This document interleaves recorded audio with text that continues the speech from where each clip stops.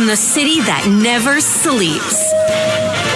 17 miles from Madison Square Garden, New York City. It's America at Night with Rich Valdes, America's favorite late-night talk program, featuring interesting guests from around the world and calls from across America. And now, here is your host, Rich Valdes. Hi there, good evening, and what's up, America? I am Rich Valdes, Valdes with an S, at Rich Valdes on all of the social media. Welcome to the Friday night edition of the program. We're live, we're national, happy to be here. It's a blessing to be with you. If you want to join us on our late night national town hall conversation, give me a call, 833-482-5337, 833-4-Valdes. And of course, it wouldn't be a normal Friday, even a Friday in August, if we didn't have a Friday news dump like there always is. El Trompito Donaldus Magnus, the 45th president of these United States and now 47th president, has infamous, right, in his first term for dropping major news with, with implications on lots of things on a Friday. And today was no different. Today, many of us woke up to the story that there was an FBI raid on John Bolton's home. Now, John Bolton, former ambassador, former national security advisor, famously fell out with Trump. And more than anything, he's famous for that mustache. He's the only guy I know that has a Twitter account just for his mustache, at Bolton's mustache. And I've always thought that was pretty funny. But Bolton, now being investigated for, or at least this raid is part of an investigation into a leak of classified documents. Interesting stuff going on here. Some people say this was stunning. I don't know if it was stunning, but interesting for sure. And he's an anti-Trump guy now. He's often on CNN saying, how bad the president is. And, of course, he's taking to the media, and his people and others, in his corner are saying that this is because of, not him himself, but his people, his supporters, saying that this is some sort of retaliation for him turning against Trump. Well, I would say that's silly because why waste the ammo, right? Why take the shot if they're not going to find something?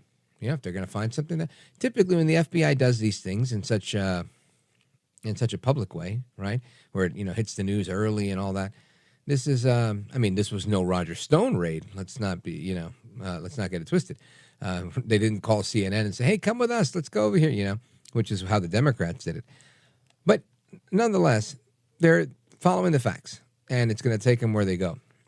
Now, this investigation isn't new. It goes back to the first Trump administration, but it was shut down when Joe Biden took office.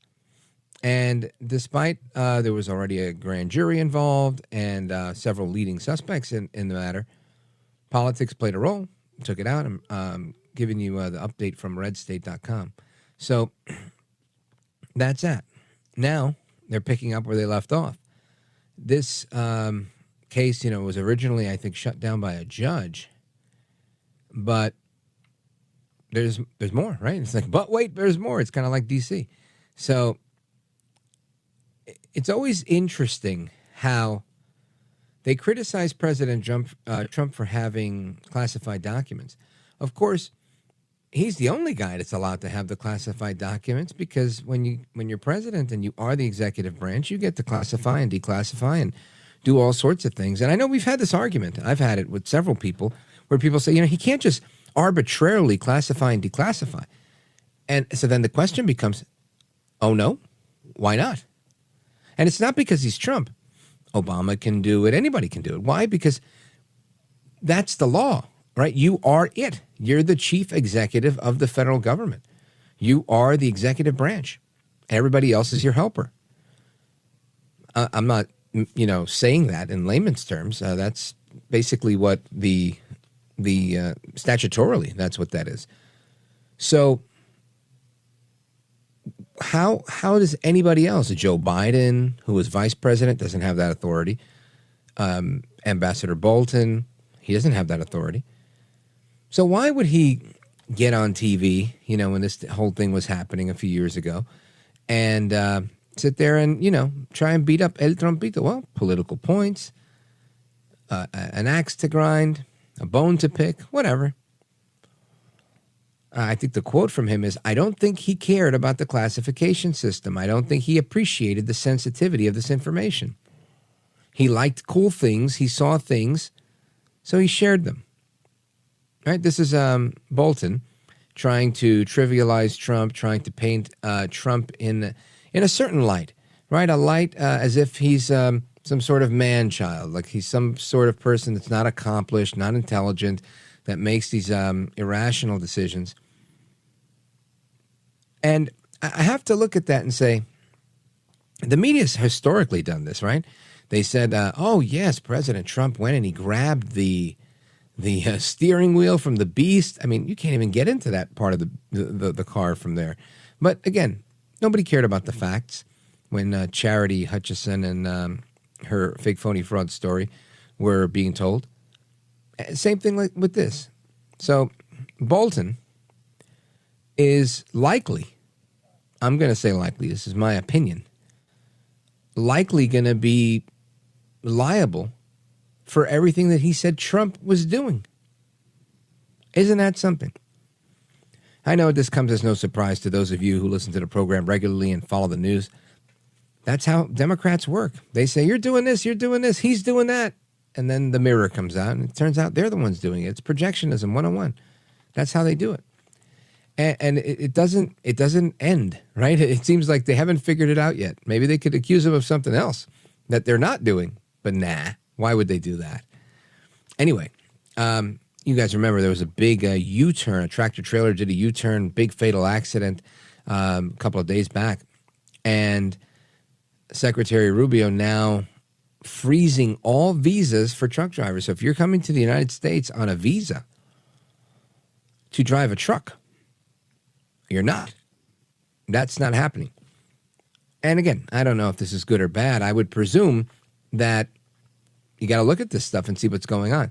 I can't imagine that every last person that is applying for a visa to be a truck driver has an inability to read in English. And that's my thought. That could be extraordinarily naive of me, perhaps. But I don't think that's the case. But I think it's warranted to freeze them to figure it out and say, let's look at this. How many others is our screening process right? Are they coming in and just because they have a qualification in another country, does that mean that they're able to do that work here? Do we need to add a new layer of testing? I think all of these questions are appropriate to be asked and figure out. So, okay, very good. No problem. I don't know where that goes, but if freezing those things will help prevent another accident, great. I don't know that it will because many of these people are here, right, that are on visas to drive trucks.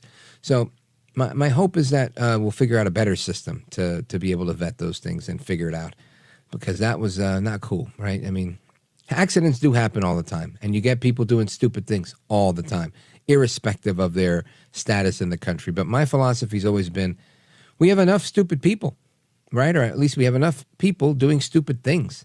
We don't need to import them. And if you're an imported person that is here on a visa, the last thing we need is for you to contribute to a problem that's already ongoing, right? Stupid drivers. No shortage of stupid drivers in the United States. We don't need to bring those in by way of a visa. So as we learn more, you'll learn more. We'll talk about it a little bit more. President Trump says Ukraine has no chance of winning the war without striking Russia. This, again, heating up the conversation about, where do we go? And that's likely to say, hey, look, you either got to buy more weapons or you got to make this deal. My hope is that the deal will be made. And my gut tells me that it will, but who knows? It's anybody's guess. We'll talk about that in a little bit as well. And well, I'm going to pause right there. Because I want to go into this John Bolton stuff a little bit, and I want to get into the Ukraine not having a chance of winning the war comments from President Trump. So keep it locked right here. We're coming right back. We're going to do some of your calls. We're going to have some conversation with one of the pros. If you want to join us, the number, 833-482-5337, 833-4-VALDES. This is America at Night with Rich Valdes.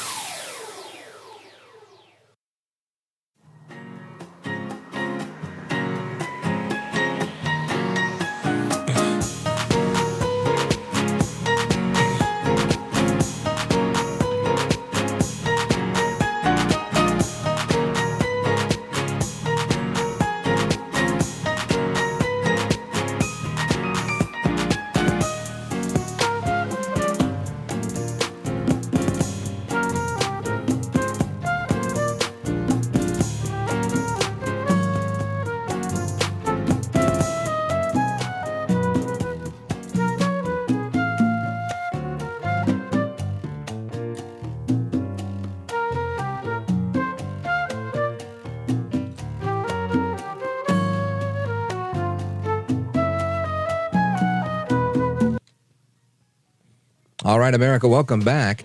And I wanted to play an audio clip of President Trump, but our control room's having a little bit of difficulty with that. Control room, do we have this clip of President Trump? Could somebody let me know if we have the Trump audio?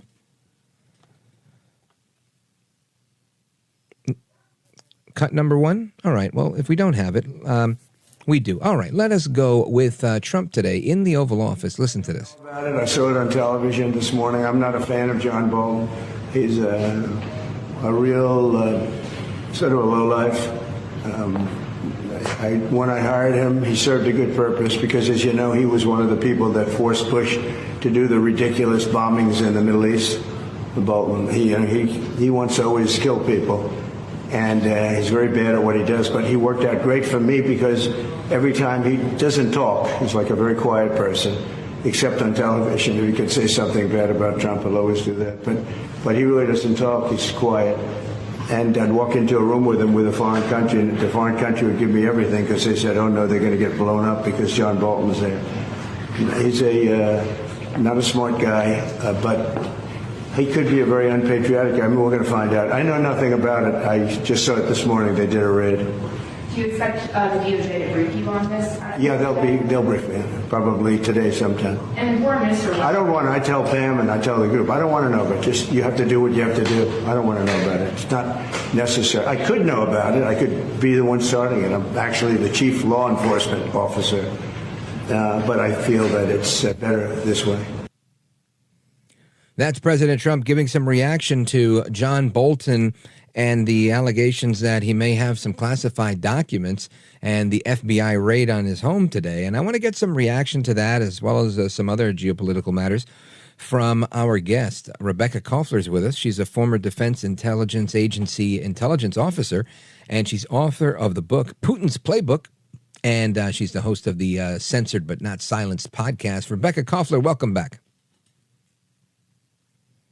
Rebekah Koffler, going once, going twice. Can you hear me? Yes, I can hear you great. All right, great. Let's control room. Let's get a little volume on Rebekah Koffler so that everybody else can hear her.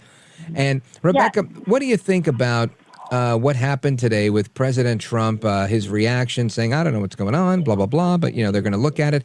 I think the bigger story is not so much the president's commentary, but more so the fact that the former national security advisor is being investigated for having classified documents. What do you think? Absolutely. I mean, John Bolton wrote a book based on a lot of classified information in which he made absolutely ridiculous claims about President Trump. Total lies. He made like 10 outrageous claims that Trump wanted to help from China to win re-election, that Trump actually was very close to quitting NATO, that Trump didn't know that, or thought rather that Finland was part of Russia, all sorts of absolutely ridiculous things. Oh, and another one, that Trump didn't know that Britain, was a nuclear power. But that's not even the main point. The reason why this whole feud between Trump and Bolton originated is because President Trump fired Bolton. He fired him because Bolton, as President Trump himself said, is a crazy warmonger. He advocated regime change by the United States in Iran, Syria, Libya, North Korea. And so President Trump just wants justice, not just for himself, but he wants to demonstrate to the American people that he wants to restore faith in intelligence agencies, in the entire U.S. government, that John Bolton undermined because he was part of the entire deep state and the swamp that weaponized the entire government system against Americans. And guess what?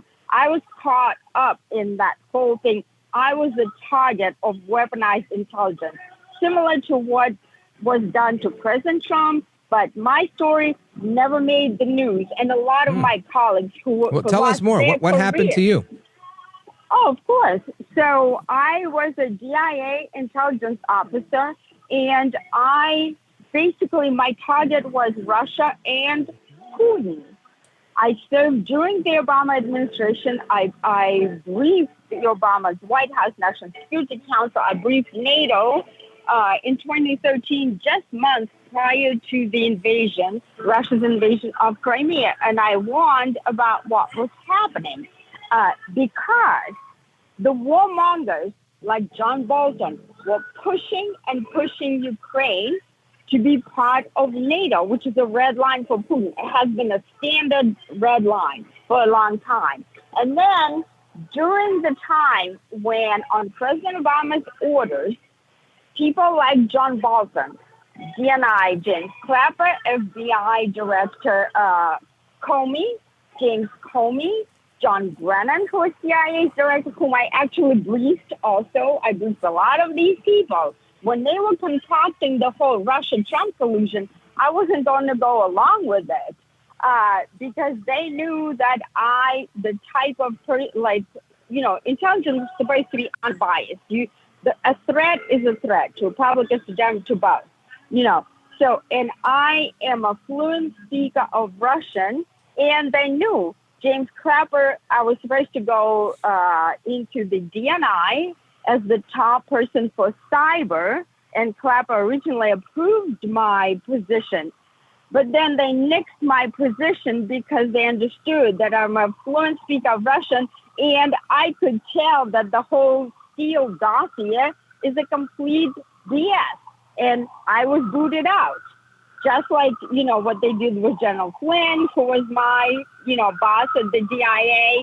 They did that to a lot of people, not just me, but a lot of other people. And President Trump wants to be basically justice for all of us, and he wants to remove warmongers like John Bolton so America could, focus on our own national and economic security interests and not on Ukraine, not on Russia, or not on anyone else's. We should prioritize America's security. That's what happened. Folks, we're on with Rebekah Koffler. And Rebekah Koffler is a former DIA intelligence officer, author of Putin's Playbook, and the host of the Censored But Not Silenced podcast. We're going to come right back and talk a little bit more about what's going on in Ukraine when we return. Don't go anywhere. Rebekah Koffler and me, Rich Valdes.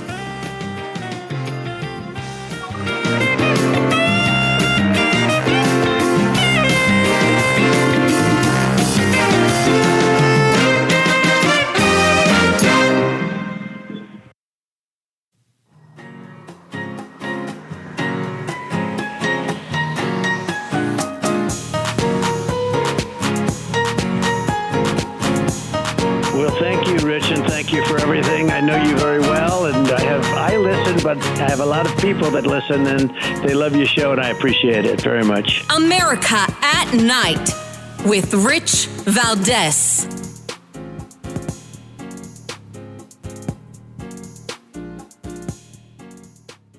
All right, amigos, welcome back. I'm expecting cut number 15, which is Donald Trump in the Oval Office today.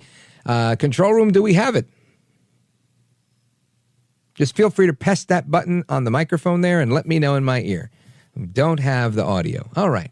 Well, we'll continue then. Today, President Trump in the Oval Office says that he's going to give Putin and Zelensky a few more weeks to work things out. He later also made the comment that he doesn't believe that Ukraine can win the war without striking Russia. The Russians responded saying that any security guarantees that include Western troops is unacceptable. So I don't know what that means, but that seems like we're not going to have a deal unless there's something I'm missing here. Let's bring Rebekah Koffler back into the fold so she can bring us up to speed on what's going on. Rebekah Koffler, what do you think about all this? So my official intelligence analysis is that no, we're not going to have a deal, regretfully, even though President Trump has put in tremendous effort to stop the killing, as he said. Here's why we're going to not have the deal, Rich.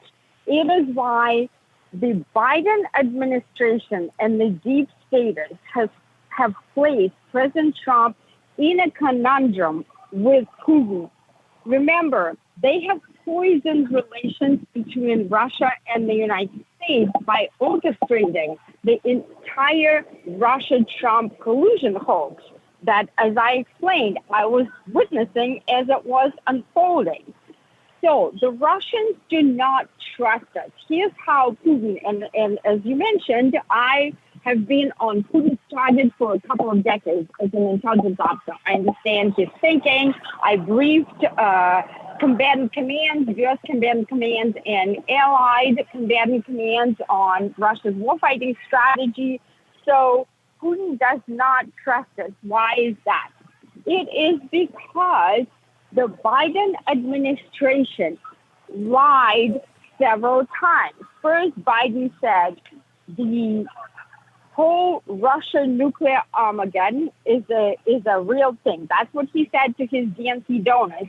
And he said he is not going to provide strategic weapons such as Patriot missiles to Ukraine. And then he switched 180 and he gave Patriots, he gave a lot of strategic level systems that Zelensky, who is basically a miniature Putin, right?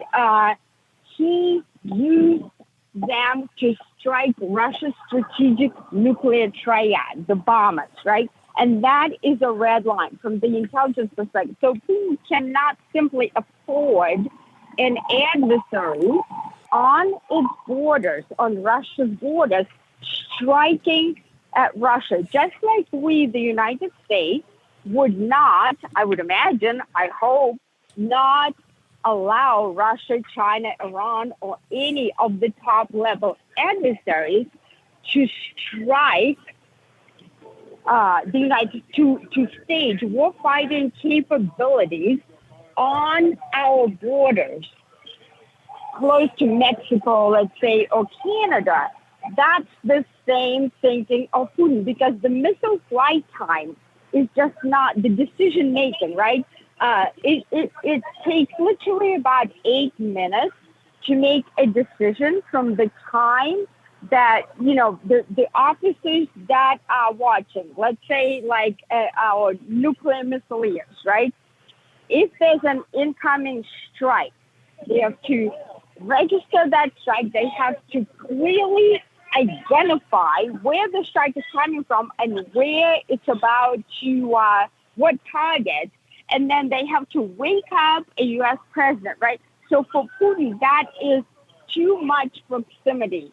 And so that is why the deal is unacceptable, is because Putin does not trust us, because he thinks that President Trump is there for 4 years, and Putin is going to be president till 2036 at least, and he focuses on Russia's security, and he just doesn't trust that the deep state is not going to overturn President Trump's decision. And you can see how that is happening.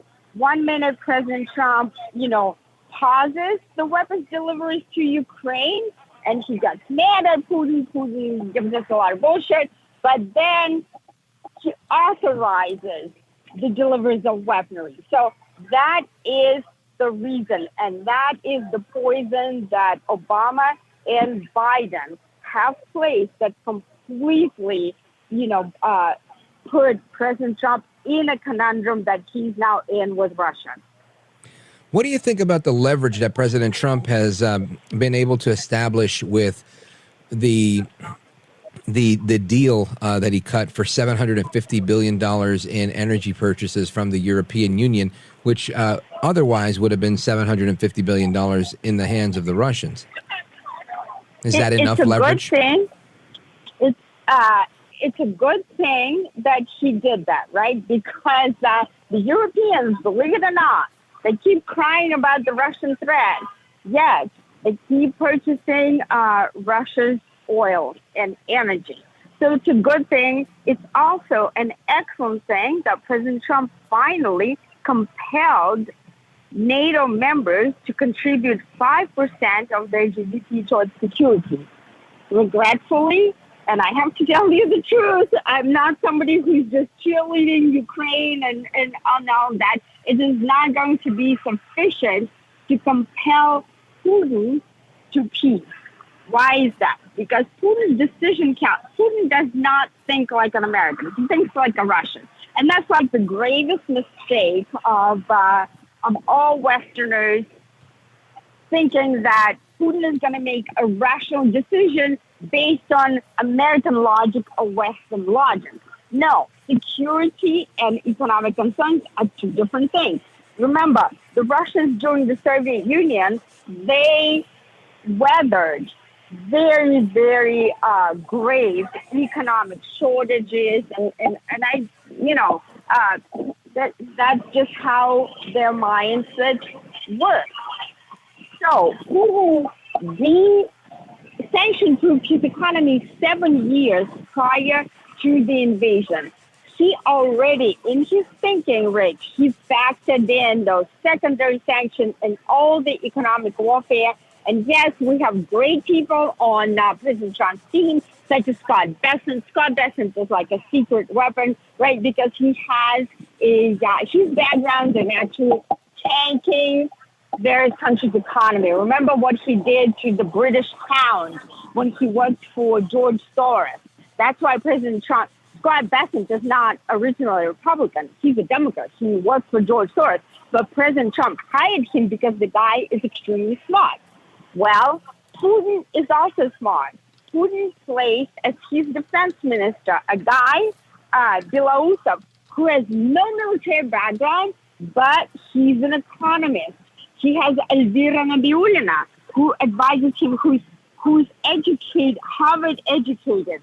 Putin also has Kirill Dmitriev, the CEO of Russian Foreign Direct Investment Fund, who also is educated in Ivy League schools in the United States and works on Wall Street. So economic warfare is how it's going to unfold. And unfortunately, my official intelligence analysis is that, yes, President Trump's secondary sanctions will inflict some hurt on the Russian economy, but they will not stop this war.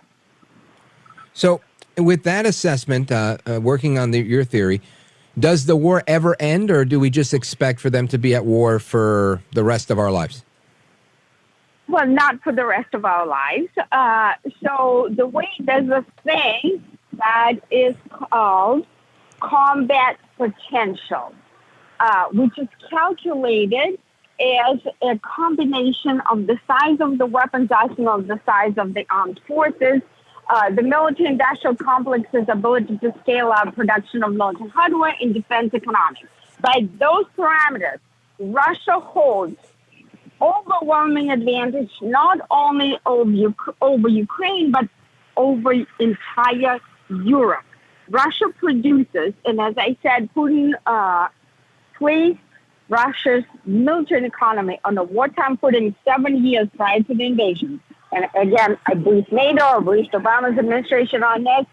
And so, therefore, right now, Russia produces in 3 months more missiles, drones, armored vehicles, air defense systems, any kind of material than Europe produces in 1 year. Think about that.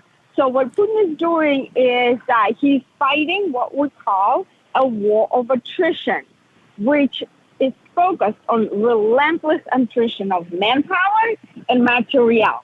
And from those parameters, the Russians have 3 times more men to throw into the meat grinder than Ukraine. And also, they have a year-round. There was just a law submitted into the Russian parliament that Putin is, almost certainly approved, that is going to have a year-round mobilization. And when you look at Europe, right, most European countries do not have mandatory conscription. Neither does the United States. And there's a recent report by the National Security Commission done in the United States that has concluded that if we were to go with what the Pentagon calls near-peer competitors, such as Russia and China, we would have to invoke a mandatory draft.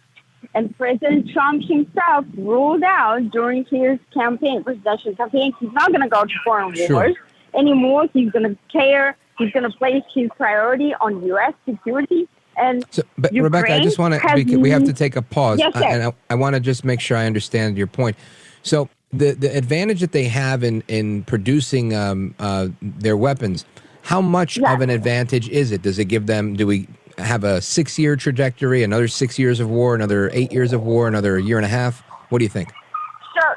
So my intelligence assessment is that it is sufficient for at least the next 3 years.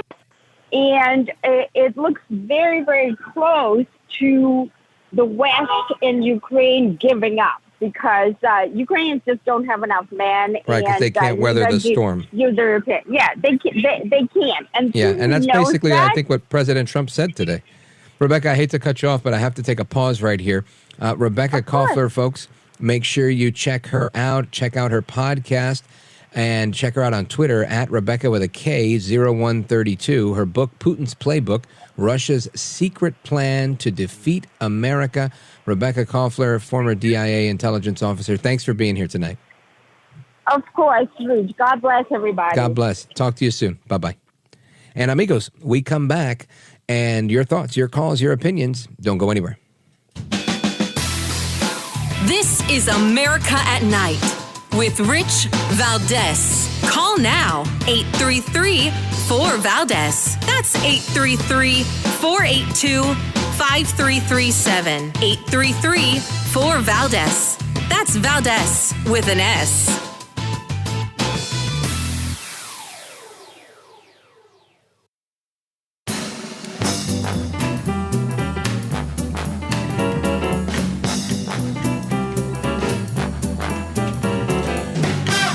All right, amigos, welcome back to the phones. 833-482-5337, 833-4-VALDES. I want to go to Ridgefield, New Jersey. Denise is calling us, listening on WOND. That's 1400 out of Atlantic City. Denise, go right ahead. Let's put the volume up on Denise, please. Let's get her punched in. Very good. Batting 1,000 tonight. Let's go to the next one. Let me know when you got the call lined up, please. It turns red. It should be red so I can talk to the person. There we go. Go right ahead, sir. Please say words. We're on the radio. We're live. All right. You've got nothing to. All right. We'll come back to me. It's a wonderful day in the neighborhood here. Anyway, we continue. The president today talking about the success that he's had with reducing crime. A whole week without homicides in Washington, D.C. A whole week. This hasn't been done in quite some time. And all you see is people that live in the area celebrating this fact, and people that don't live in the area protesting it. It's one of the craziest things that I've seen, and it's the type of thing you just really can't make up. Anyway, we're going to take a pause right here and see if we can figure out how to get things done correctly in our control room, and hopefully we'll come to your calls when we come back. This is America at Night with Rich Valdes. Call now, 833-4-VALDES. That's 833-482-5337. 833-4-VALDES. That's Valdes with an S.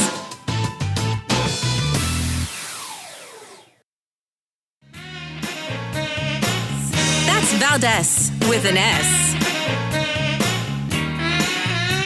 Call now, 833-4-VALDES. That's 833-482-5337. 833-4-VALDES. That's Valdes with an S. All right, amigos, welcome back. And we're going to go to the phones again. Let's go to Denise, Ridgefield Park. I think we got her back. WOND, go right ahead. Okay. Close enough. With the guy who took a tractor trailer from California, went to Florida, did a jackknife, thought he could turn a tractor trailer on the highway and kill 3 people. My question is this: when you go into the DMV, they have the thing that the test you take in a dozen languages. Yeah. How do I know as a pedestrian that you can read the alerts that come up on an alert board? Or just a regular sign, like slow down. I mean, how do I know as a pedestrian you're not going to kill me? Well, again, I think that's what the driving exam is for. They take the test and they have to recognize those signs. And the state's determination is that if you can pass the commercial driver's license test in Spanish if you could pass it in any language, that you're safe to drive on the roads. And that was whichever state gave him his license made that determination. The issue, I think, becomes this is a question of this man's judgment and trying to pull off this U-turn and doing it carelessly. And that's why they got into this accident. And it's a shame, my condolences to those families. But oftentimes, and this is part of the issue with unchecked immigration, it's the fact that people come with different customs. I've been on vacation in other countries, and they drive like maniacs. That's part of how they do it in some countries, Denise. And sometimes they bring that here. So you don't win them all, and this one definitely was not a win.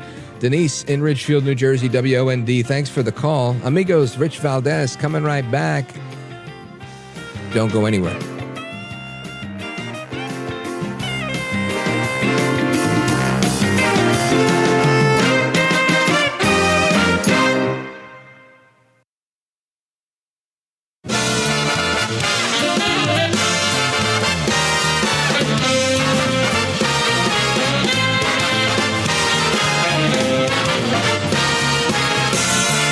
Live from the city that never sleeps.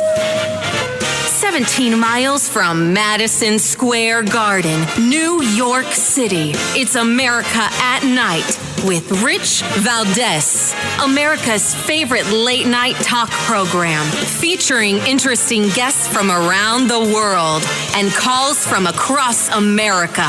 And now, here is your host, Rich Valdes.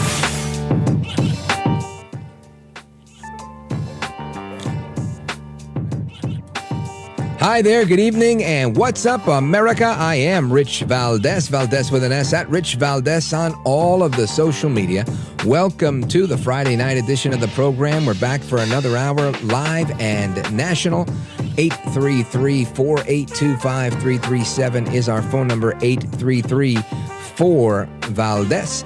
And I want to talk about what's going on in Washington, D.C. and crime overall, because it's interesting to me that you've got all of these outsiders. I'm going to call them outsiders, people that live outside the Beltway, people that have a political agenda coming and protesting the fact that President Trump is making the city safer. Now, I understand the critique. I do. It's not lost on me, right? I'd probably be the first one complaining if it were a Democrat that were in office and they were using the heavy hand of government. That's how I would describe it, right? I would say, hey, what are these guys doing? This is like, big government gone crazy. Big brother's out there. But when you have a massive crime problem, when people are getting carjacked, when I covered on this show, I don't know, 8-9 months ago, FBI agents or some sort of federal agents that were carjacked in Washington, D.C., you've got a massive problem with crime. It's a massive problem. There was a report by Kara Krastranova. I cited it yesterday. I didn't play it, but because it's like 3.5 minutes, and I don't think we've gotten it spliced up. But she interviews a guy, and she's like, what do you think? And he's like, yeah, but it's for me, it's too little, too late. And she says, well, why do you say that? And he says, well, because since I've moved to Washington, D.C., I've been shot 4 times. And this man he was fed up. So he was like, yeah, great for the rest of the people that are going to stay here. But he had his mind made up that he was going to leave.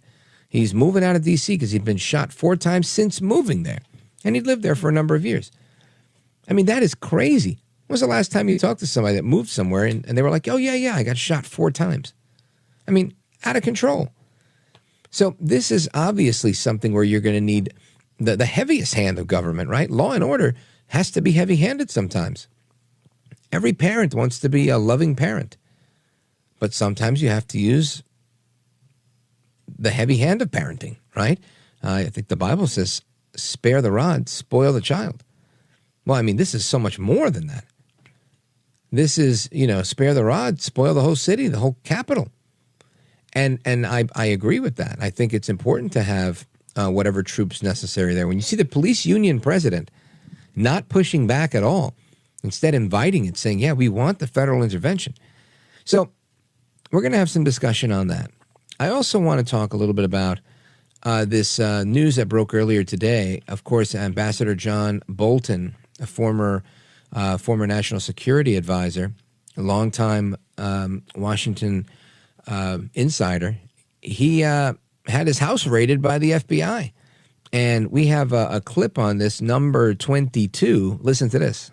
A New York State Assembly member who our movements got into office and who is accountable to our movements, as a reminder to all these politicians that we will take them out.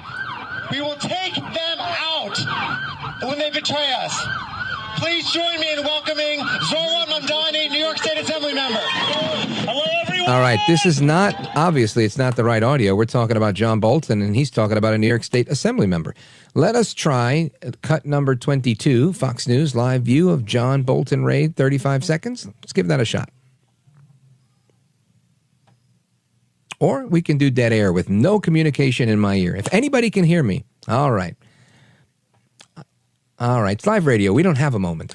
I will continue without any audio. Hopefully we can get to the calls later. Anyway, so part of what happens with Bolton, I think, and we talked about this at length, is that we have this situation where he complains about Trump having classified documents, but in turn, he's the one now being investigated for having the classified documents. And ultimately, this is so emblematic of Democrats throughout, right? They seem to do a lot of complaining, but they never deliver. They never deliver. And this is across the board with Democrats. And I hate to paint with a broad brush, right? Because, some of my friends, my close friends that are Democrats, they hear that and they go, come on, bro. You're beating everybody up. Well, if it makes anybody feel better, I'll say Washington Democrats. But, it's no different in New Jersey, right? Elected Democrats, maybe? Because that's really who we're talking about, the ones that have some power to do something. But it's a general way of life. It's a general way of thinking. They're looking for someone to do for them. They're looking for the easy way out. They're looking to never take accountability, and they just want to pass the buck. I don't have because you have. This doesn't work because this didn't work, not because they somehow failed the people in Washington, D.C. No, they would never. Muriel Bowser's been in office for 10 years as mayor. Do you think she ever said, I'm the chief executive here of this local government, and I have the police at my disposal? You've heard the union person talk about how they have less police than they're supposed to have. I think they have 800 vacancies for patrolmen. Do you think she's ever thought of saying, wow, maybe I should fill those? Maybe that would help our problem. Maybe we can put cops on the street. But when you have, and again, this seems to be very problematic in Democrat circles, people that are always looking for a way out and a way to make it seem like it wasn't their fault. They don't care about results. They don't care about performing in excellence. They only care about showing up, getting their pension, getting their paycheck. And if the work product is good, they could care less. If the city is safe, they could care less. We need to address that problem, right? Because that seems to be find me the Republicans that are asleep at the wheel. And I'm not trying to big up Republicans. I'm really just trying to point out that there's like a flaw, a fundamental flaw, a philosophical difference, if you will, with Democrats, where lamentably they just messing up is okay for them. Making mistakes is okay. As long as they feel apologetic and they get frustrated and they just say, oh, whatever, it is what it is. We'll try better next time. And somehow, imagine President Trump saying that, well, we couldn't help the economy. We weren't able to do that, but maybe we can do it later next time. No, I mean, Trump goes in and he goes hard, and he's trying to get a win for the American people each and every time. And I think that's exactly what every elected official should do. In fact, I mean, that's what every human being should do. You show up to work, you want to knock it out of the park every single time. May not happen every single time, but you want it to be your goal. And sadly, at least in Washington, that's not the case. So we're going to continue our conversation on Bolton and on D.C. and the crime and all of the ins and outs of this federal takeover with the spokeswoman for the National Police Association, Sergeant Betsy Brantner-Smith, will be joining us momentarily. And we're going to get her take on things. I also want to get her take on, what a radical left-wing mayor would be like in New York City. What happens if you get a guy like Mamdani in office? Don't go anywhere. This is America at Night with Rich Valdes.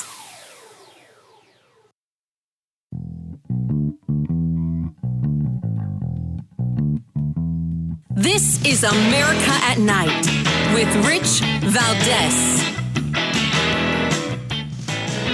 All right, amigos, welcome back. It is Rich Valdes. I requested some audio to be played here, but I don't hear it, so I guess we don't have it.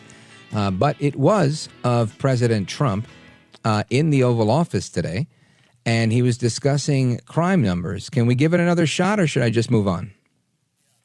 Let's go for it. In Washington, D.C., we have the lowest crime numbers they've had in years.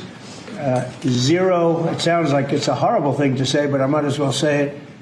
Zero murders in the last week since we've done this. That's the first time in memory that that's happened, if you can believe it, how pathetic that is to have to even say it. And I'm tired of listening to these people say how safe it was before we got here. It was unsafe. It was horrible.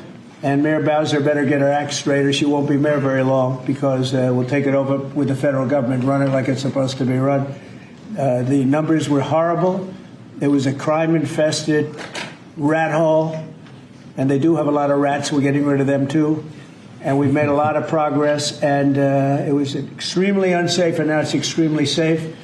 We had virtually no crime. The number was down 87%, and I'm trying to figure out where was the 13%, because I don't think it existed. That, of course, President Trump today in the Oval Office, 0 D.C. murders in the last week, and the mayor better get her act straight or she won't be mayor much longer. I think that's a fair statement. I mean, in the real world, you've got to be able to perform in your duties or you're not going to be there. That's the world that I grew up in. I know some people have lots of protection. They can mess up and they still get to show up and collect a paycheck. But it doesn't last forever. So I'm glad President Trump is back, bringing in that type of accountability. Let us continue with our guest. Our guest is Sergeant Betsy Brantner-Smith. She's the spokesperson for the National Police Association. Sarge, it's been too long. Welcome back. Rich, so great to be with you, and what an extraordinary topic this is. It's just been such a blueprint for the rest of the country, and every day we wake up and we get to see the crime numbers continuing to crash in Washington, D.C. You know, and I know you go down to D.C. as part of your role as the spokesperson for the National Police Association, and we all do. Most people with that have to go down there for one reason or another if you're in a national type of organization.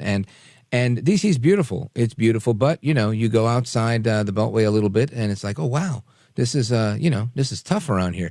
And it's always been known like that. I live in Jersey now, and Jersey's the same way. Trenton, again, very historic, very beautiful.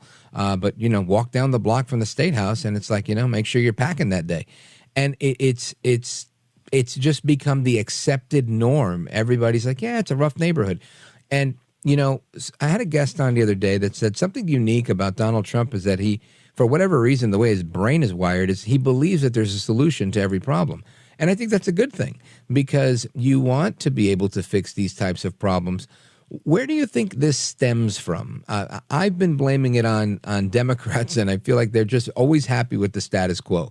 But it seems like Mayor Bowser, everybody in D.C. seems to think it's okay. Let people continue to kill people and carjack and let it go. Why does that happen? Well, they want to create chaos, I believe. We hear the mayor talk about gun crime. You hear mayors around the country, Brandon Johnson and Karen Bass and Eric Adams. They like to talk about guns. They don't really want to talk about people who are committing crime and why they are committing crime. We have had 5 years of the vilification and demonization of the American law enforcement officer, along with woke prosecutors, no cash bail, and this whole atmosphere of, well, if you commit crime, it must be because you're poor or you weren't breastfed long enough or you're just sad today or you need some bread, whatever. And now President Trump comes along. He was in New York in the 90s. He knows what happened under Giuliani. He understands that there really is a solution to this. That's what cops know. We know there's a solution to it. And I heard some pundit say the other day, you can't arrest your way out of this. We actually can, but we've got to arrest and prosecute and punish our way out of it. And I think that's what's happening in D.C.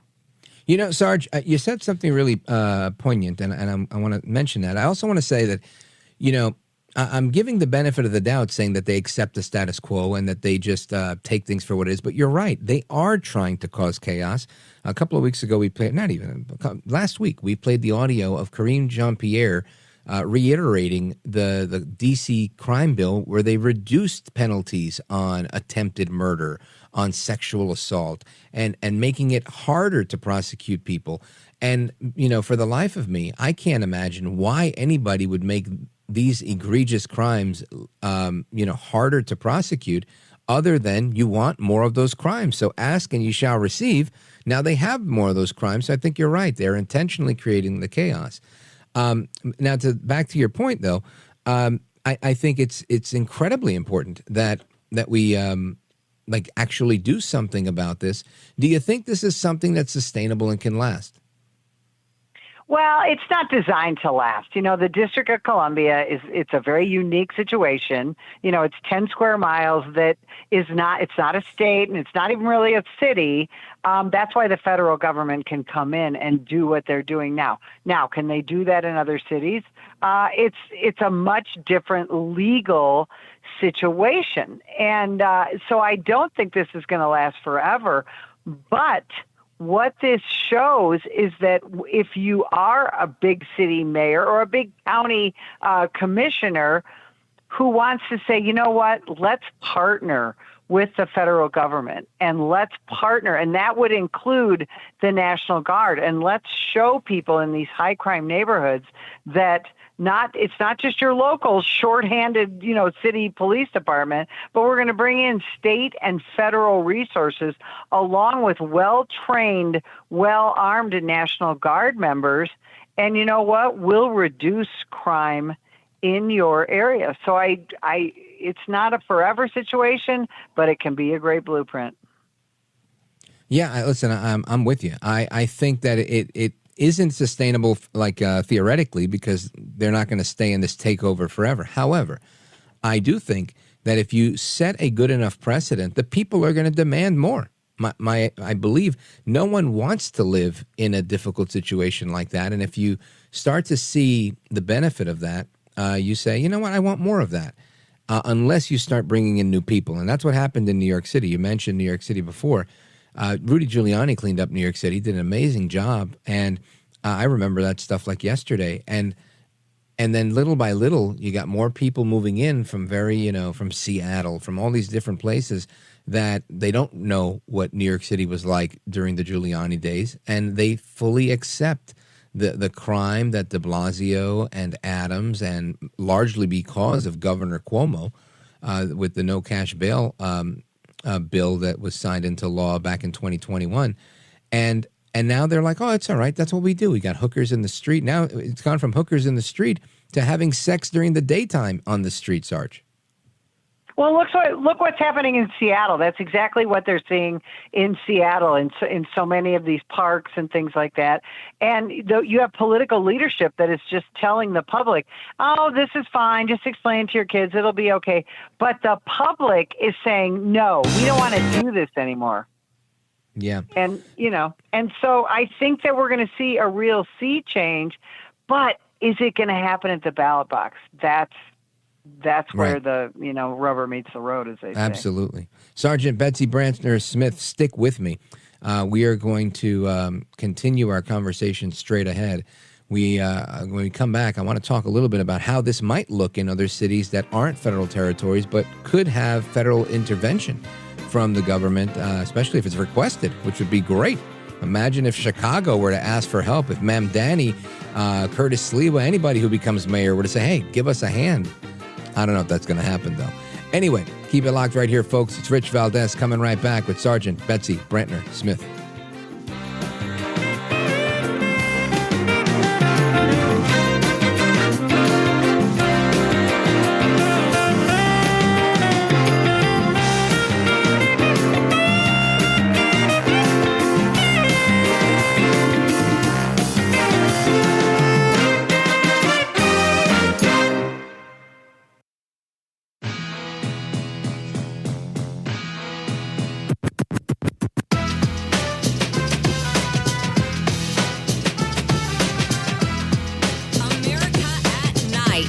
With Rich Valdes.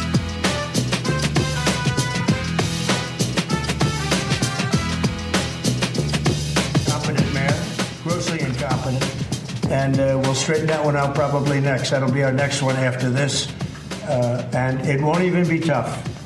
And the people in Chicago, Mr. Vice President, are screaming for us to come. They're wearing red hats, just like this one, but they're wearing red hats. African-American ladies, beautiful ladies, are saying, please, President Trump, come to Chicago. Please. I did great with the black vote, as you know, and they want something to happen. So I think Chicago will be our next, and then we'll help with New York, and we're going to help with... And I think a lot of these people that you see on television, they are, including the people in this audience, they'll say bad things about me. And then they'll say, thank God he's here. Because half of them got mugged, and they don't want to get mugged again. But they work for stupid people that are radical left, and they're made to do things and say things that they don't want to be saying. But the people right here are all happy because you're not going to be mugged in Washington, D.C. anymore. That's President Trump in the Oval Office. And he... I think he spelled it out really well. There are other cities that would love to see some federal intervention, just some support. It doesn't even have to be federal. They'd just love to see more cops on the streets to make them safer. I want to bring back our guest, Sergeant Betsy Brantner-Smith, spokesperson for the National Police Association. And Sergeant Smith, we talked about this before, about Seattle. We were talking about New York City. Trump is talking about Chicago here. What do you think? I would love to see a flood of federal agents in the city of Chicago and in some of the suburbs as well. And I know for a fact that a lot of the cops would as well. This is the thing. You don't need to go in and take over leadership of a city to help out. But here's what most people don't understand. You already have federal law enforcement in every large city and a lot of smaller cities in this country. And so why not allow them to deploy in a way that would help in the highest crime areas? One of the things in D.C. that would work so well, that they're doing in D.C. that will work so well in Chicago, are these jump-out cars with FBI agents or DEA agents. These are people with special training. They go to the highest crime neighborhoods, and they literally intervene before there's a carjacking and this and that. I do think President Trump, part of his verbosity he's trolling mayors like Brandon Johnson in Chicago. Yeah, for sure. And I love it because he's pointing out to people that, you know what, you don't have to live like this. And I think that the more people know that we don't have to live like this, the more that they're going to have support for federal law enforcement coming to their city. And that also lends itself to support for the local cops. Yeah, I agree with that.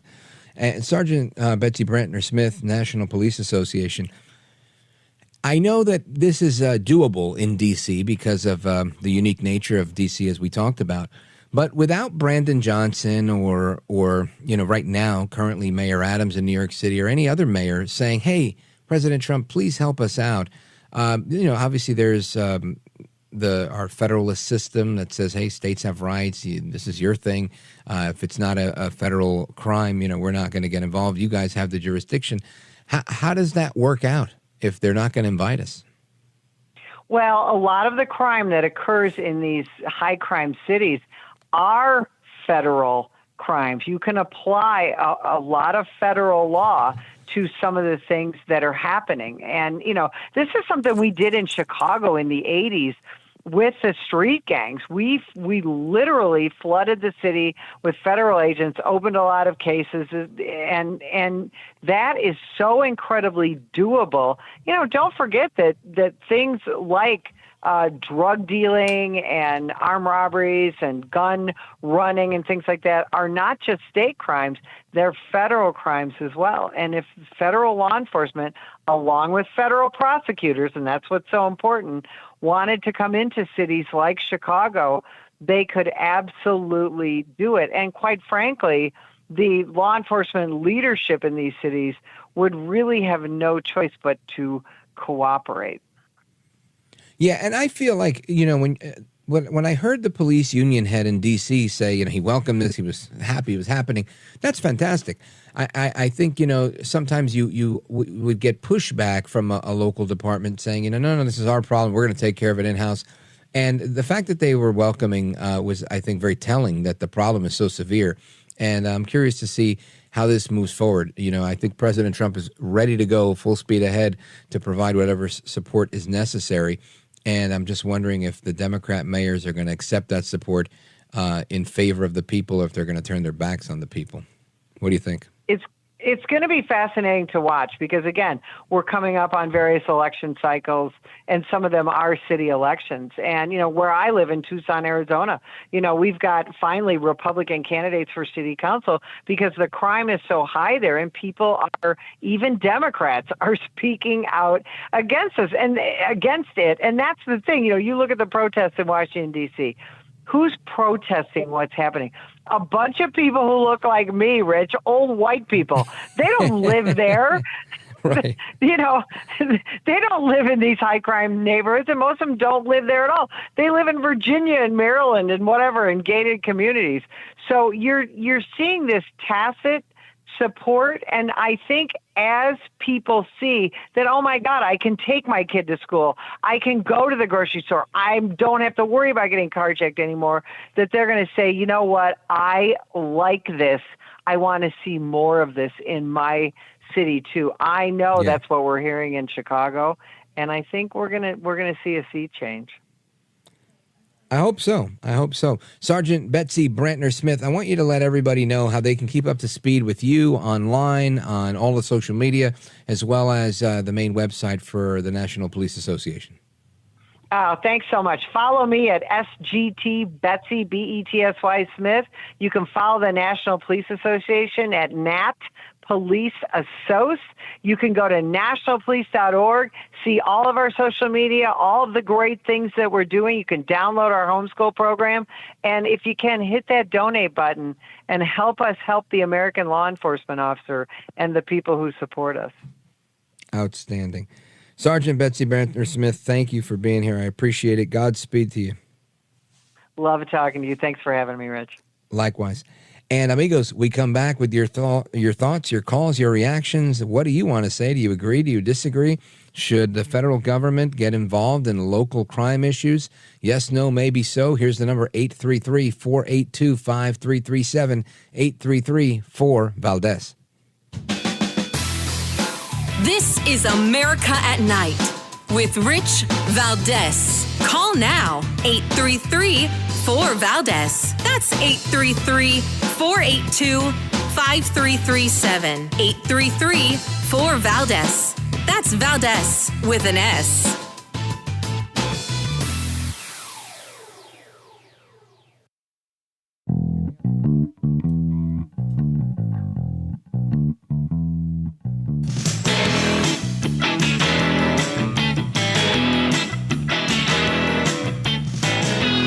Kind of at the heartbeat of America. You sit there in this radio studio, and suddenly you hear voices. Mobile, Dallas, New York, Miami. And there's kind of a conglomeration of America all in one room. America at Night with Rich Valdes.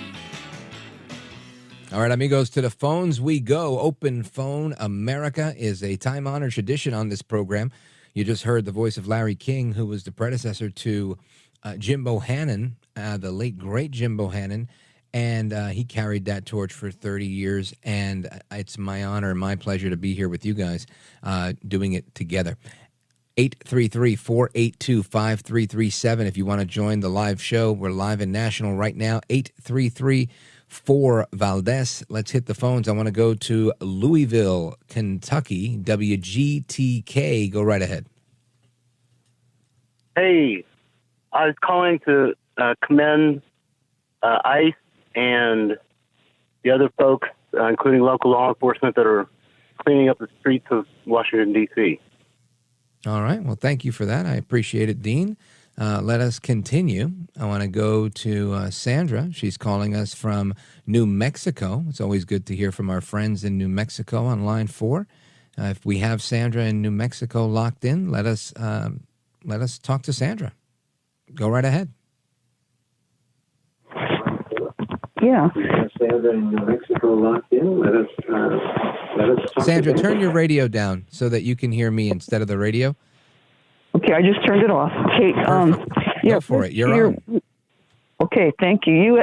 You asked about us, our response to the the crime suppression that Trump's doing. I say that we had to start it in every city. Send the federal law enforcement people in everywhere. And if Trump's concerned about not being able to do it like he's doing it in Washington D.C.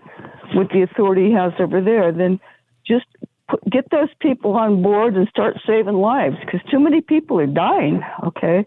And we can't get to the crime problem fast enough. It's been going on for way too long now. Okay. And I think it's marvelous that Trump's doing this. I think it's absolutely great.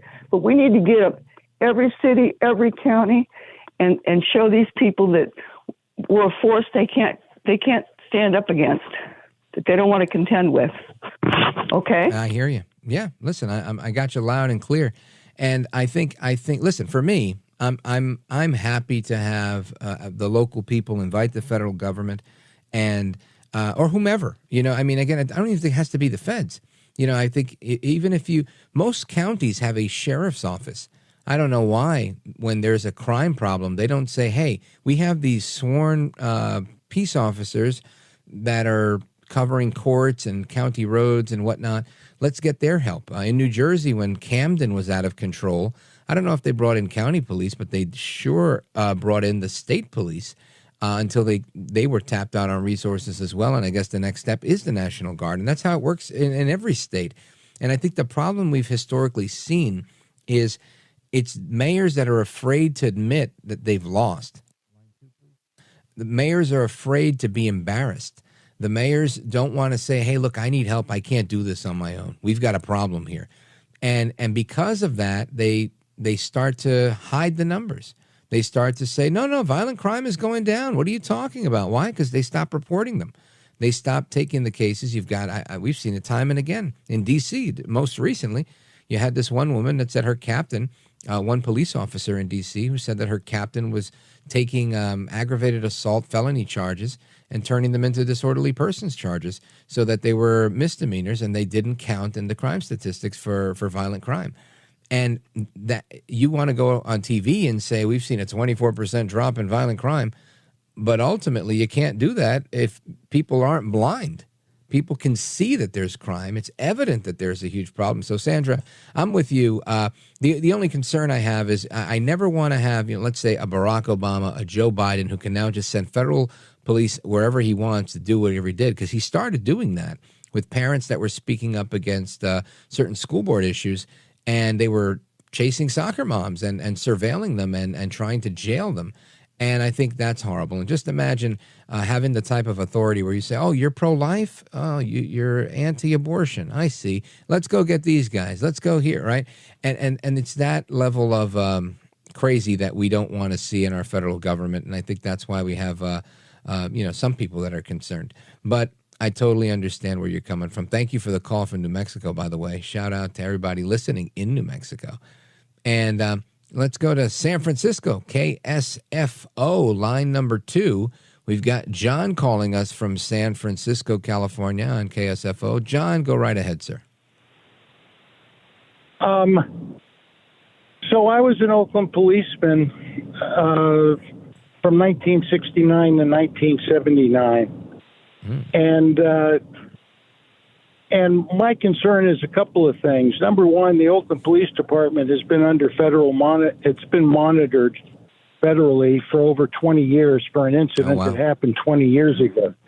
So a great many of the guys that were supposed to be behaving, their performance wasn't what it should have been, using it unnecessary force, and so they've all retired. Why would it take you 20 years to straighten out a police department if it even needed to be straightened out, except for the fact that the monitor makes between about $250,000 and $400,000 a year, and these guys that monitor it, I'm told, are part of it's a business. And they not only monitor Oakland, they monitor other PDs, and the four officers that started this entire incident were tried on 2 separate occasions, about 34 charges at both trials, because the first trial, they didn't find him guilty of anything. They found him not guilty of about 27 charges, and the other 4 or 5 were hung. And the same on the second trial, and that was the end of it. And 2 of the guys sued Oakland, City of Oakland, and received, one got $1 million and one got $1.5 million for wrongful Well, John, termination. let me ask you this. My thought here is, and I get it, this seems like an isolated type of thing, but people in government are always going to milk the cow as long as they can milk the cow. It comes up to, those that are paying the bills to say, hey, look, we did what we did. You guys monitored, and, 5 years, 10 years is good, 15, unless it's mandated by some court saying that you have to do it for 2 decades. But I guess my bigger question here is, do you think that we shouldn't have federal monitors just because we've had some that didn't go right? Or is that what you're saying, that we shouldn't have any? No, you don't need any federal monitors to monitor a police department. In the first place, they don't know anything about street policing. And in the second place, if your chief and his command structure can't run that organization smoothly, you need a new chief. Right. And you so need you're a new saying commander. Fire the chief or get maybe a state monitor from the state police. I worked in government, and installing monitors is a part of just how governments tend to work. If something isn't working, whether it's child protective services or anything else, they're going to put somebody in. And typically, your own government can't do it. So if it's a state government, I know you're saying you were a municipal government in Oakland, but just for example, if there's something going on in New Jersey and they don't do it right, they're not going to trust other officials in the state of New Jersey to make sure that they get it right. They're going to rely on a court-appointed federal monitor to make sure that things are being monitored and they're getting done. So I understand the premise of it. I don't like government as a whole. It's something I can find a lot of issues with, kind of like you. But ultimately, I don't know if there's an alternative to that because you can't elect these people. So if you have an unscrupulous mayor that doesn't fire your chief when something like this happens because he can't, like you said, maintain the command structure, then now you've got a bad mayor. And of course, somebody will argue and say, well, then we should, elect a new mayor. But you and I both know it's not always that easy to get rid of somebody. But I hear your point, and I'm sorry you guys went through that in Oakland. John in San Francisco, California, thanks for your service, by the way. KSFO in the building. I'm taking a pause right here. We're coming right back with calls from Arkansas, from Connecticut, from Idaho, and so much more. Wyoming. Don't go anywhere. This is America at Night with Rich Valdes.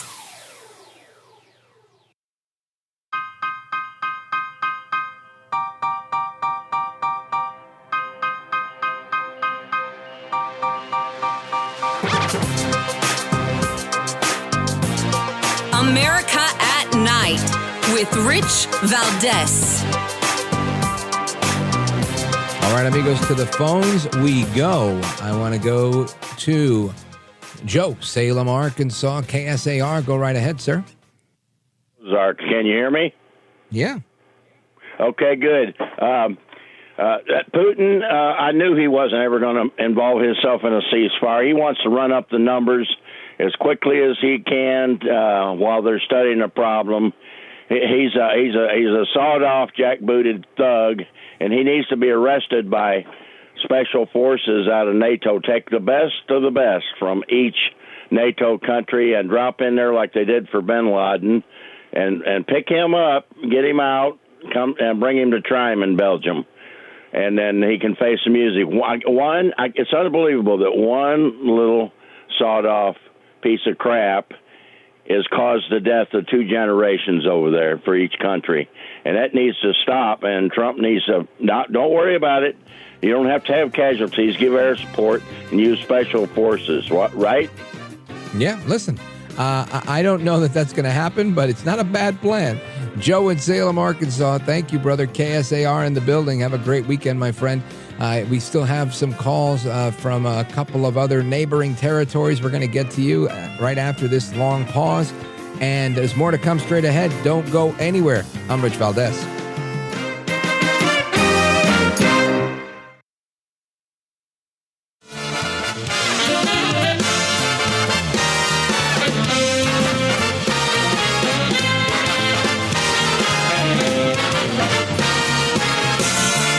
Live from the city that never sleeps. 17 miles from Madison Square Garden, New York City. It's America at Night with Rich Valdes, America's favorite late night talk program, featuring interesting guests from around the world and calls from across America. And now, here is your host, Rich Valdes. Hi there, good evening, and what's up, America? I am Rich Valdes, Valdes with an S, at Rich Valdes on all of the social media. Welcome, Friday night edition of the program, yet another hour, 7 minutes past the top of the hour. We're live and national, and happy to be here. Really, truly a blessing to be with you all, the American people. Some of the best callers, some of the best listeners in America, and I'm blessed to have you guys. And I want to get into a couple of things, but let me give you the phone number so you can join us on our late night national town hall conversation. The phone number, 833-482-5337, 833-4-VALDES. And of course, today, President Trump making an announcement about, well, actually, he gave some reaction to the announcement that the FBI had raided John Bolton's house. And we have a news clip on this one. Listen to this. Office in Washington, D.C., and we're looking right now, per our colleagues from Fox Digital on the scene, a couple of FBI agents loading some stuff into cars and leaving the scene. So clearly not as big of a presence at his Bethesda home, but notable that he was spotted at his office earlier today. We're told, I want to be very clear, that he's not facing any charges at this moment. He is not in custody. He is not under arrest at this moment. So we've reached out to his attorney. We're reaching out to Ambassador Bolton himself. And that's a report from the Fox News Channel. I think David Spunt reporting there. And this has been, making lots of headlines today. Big deal. We talked about it earlier, and we'll talk about it again. But it's interesting, right? The irony that he had so much access to confidential, top secret information, and now he's the subject of an investigation into improperly having that information and what he might be doing with it. So this is, again, the lifeblood of the swamp is leaks, right? Leaks are it. They work hand in glove with the media. People want something out there. They can't say it themselves. They use the media strategically, and it eventually becomes the iron fist of government, hand in glove with the media. And this is a problem, I think, for we the people when you see it the way it went awry with Barack Obama, right? Maybe they didn't cross certain lines, and they crossed enough, but maybe they didn't cross certain lines.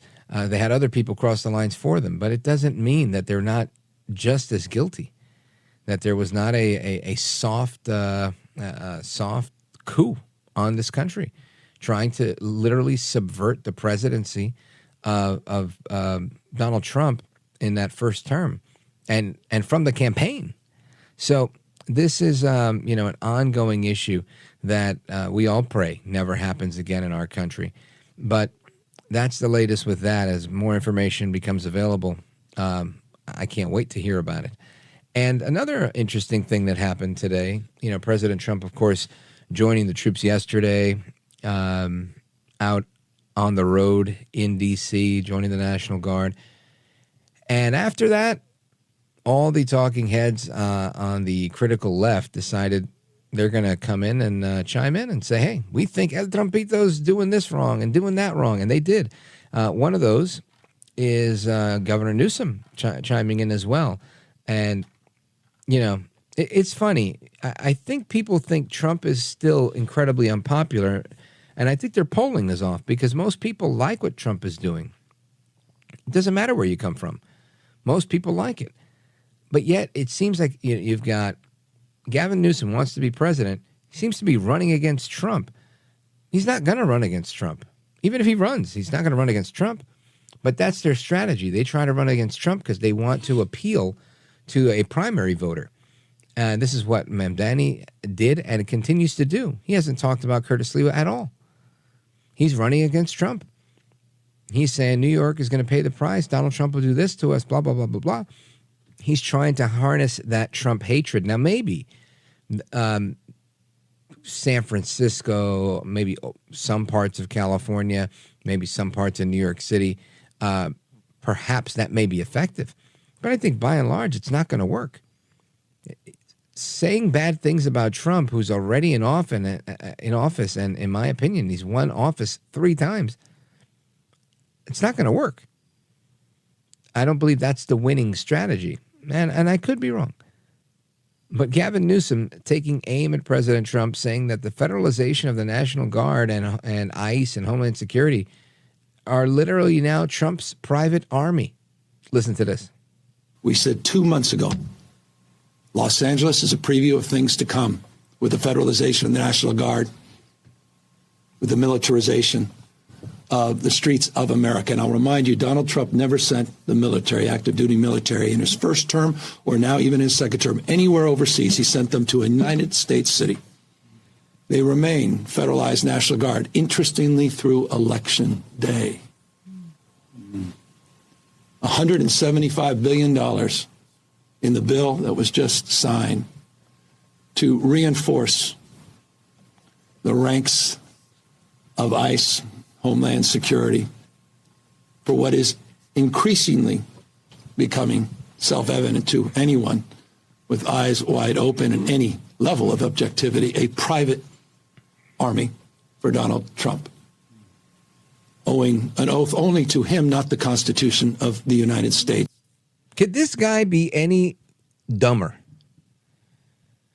I have a transcript of what he just said in front of me. He says that this is a private army for Donald Trump. Now, it's not a private army. It's a very public army. He is the commander in chief. They literally all report to him. That's how it works. He says it's not the Constitution. It's exactly how the Constitution works. Their allegiance is to the Constitution. The National Guard in Washington, D.C., right? You've got Muriel Bowser, who's the governor there, but once they're federalized, it's El Trompito or whomever the president is. But Gavin Newsom tries this wordplay. He did the same thing with talking about the some other facts and figures he was talking about. Since 1989, Democrats have created 50 million jobs and Republicans have created 5. I mean, it's the whole thing. It's fake. It's phony. It's fraud. I mean, he literally starts counting from 89 because that was once Reagan was gone. If you include the Reagan numbers, Reagan did a great job with jobs. He also doesn't take into account that Joe Biden didn't create jobs. He was just in office while people who were forced to stop working because of COVID got their jobs back. It's not job creation. That's getting your job back. It's a job recovery. Anyway, it's just the things that he does, the semantics that he plays. They don't fool me, and I don't think they fool you either. But this one here, in particular, about saying that the ranks of ICE and Homeland Security and the National Guard are a private army for Trump. No, I mean, it just doesn't work that way. So if he were to become president, he wouldn't use the resources. That's a dereliction of his duty. He would be the commander in chief. The guy's a clown, and he's definitely not ready for prime time, in my opinion. But it just goes to show you how ignorant or how dumb he thinks you and I are, that he can make statements like that and go unchecked. But his friends in the media give him a pass. So they can make it look like, wow, you're so brilliant, sir. You are just a man. You should be in office everywhere. Get out of here, bro.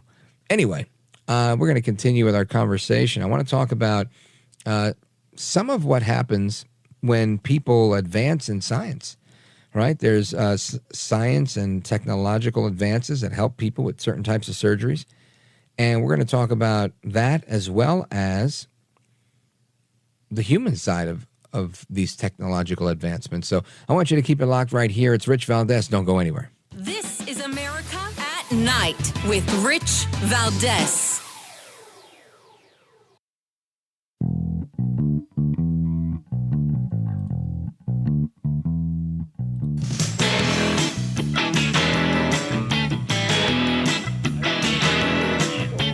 America at Night with Rich Valdes.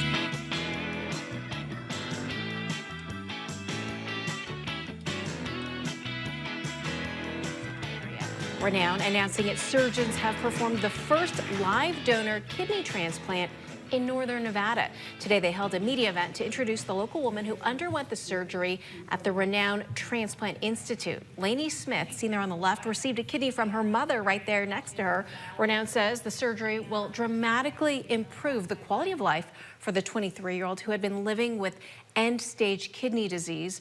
Renown saying the success of this surgery represents a new chapter in advanced patient care for our region, and that while deceased donor kidney transplants are a life-saving option for some patients, live donor kidney transplants offer greater benefits, which include shorter wait times, longer-lasting kidney function, and improved overall outcome. When we talk about kidney transplants, this is a common thing for some people, but this particular organization, Renown, just performed the first one, a living donor kidney transplant, which was a very interesting. I don't know what that means, but they just explained it. And it was an interesting procedure. The mother was donating one of her kidneys to her daughter, who was living with end-stage kidney failure. Anyway, the point I'm making is there's always a technological advancement going on in the medical field. And I, for one, I'm supportive of those things. But they come with a cost, right? And when you have any type of surgery, any type of medical issue, there's a human side to it where it's real life. And I want to look at that part of it. I want to look at what happens in situations like that where families go through these things, because many of us have gone through things like that. I've got friends that have had kidney transplants and who've had to wait a long time to get one. And I want to get a little bit of a take on what one family went through. Ken Grein, he's written a book called Jacob's Story. And Jacob was born healthy, but after 2 heart attacks and a kidney transplant, his newborn baby was left deaf and he was crippled. What the doctor said would be for the rest of his life. And I want to get the rest of that story from Ken about what the doctors said about Jacob and how they recommended he take care of him and some of what he went through. Ken, welcome.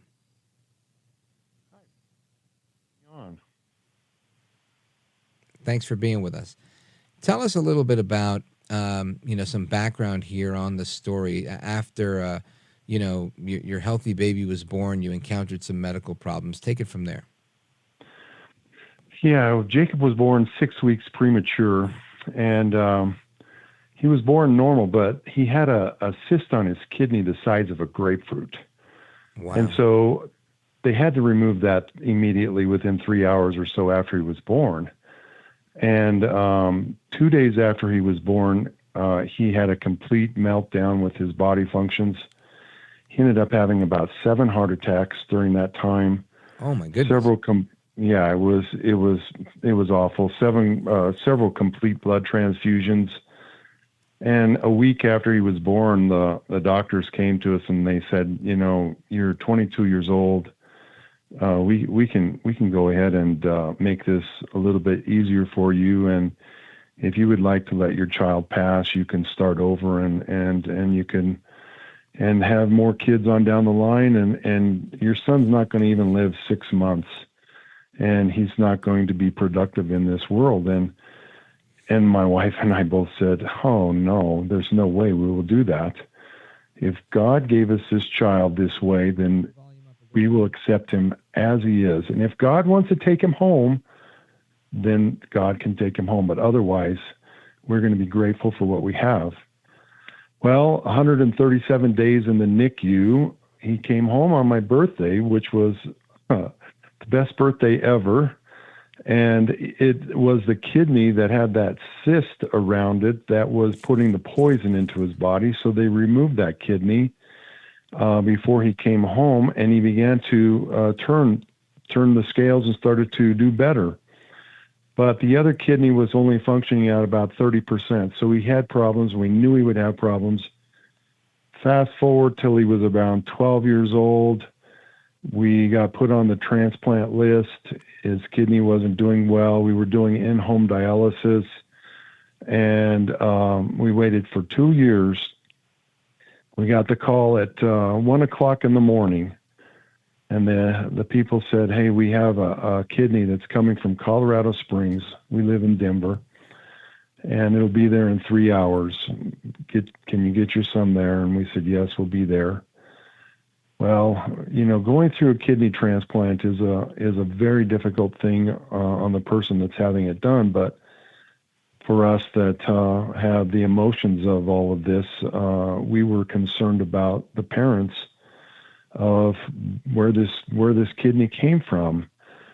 And so I did a little investigation at the hospital that next morning and found out that there was 2 13-year-old boys that had a suicide pact and committed suicide.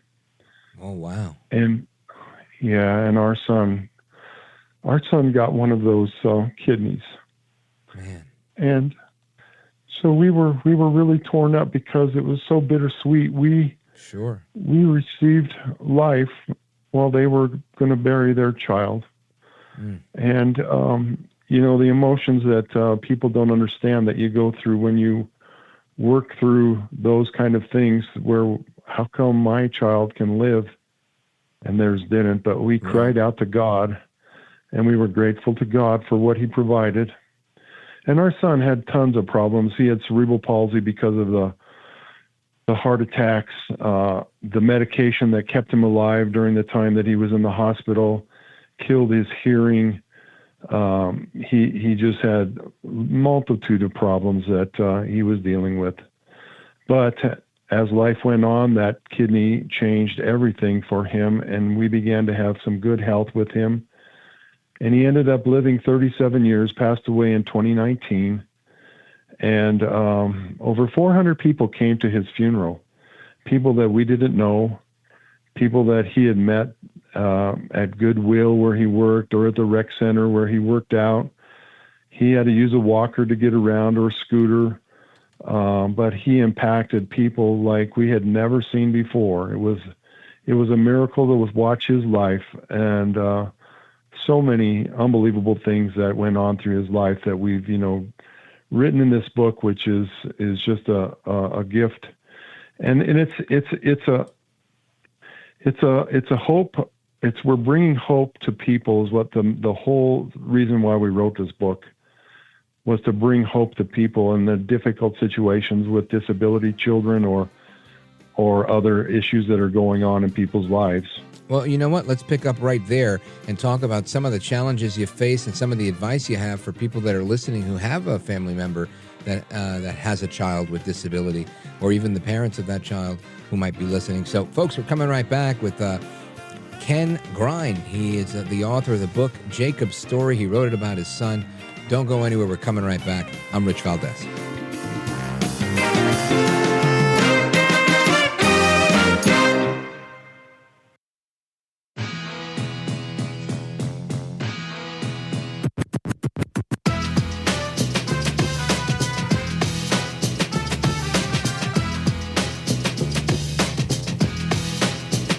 America at Night with Rich Valdes.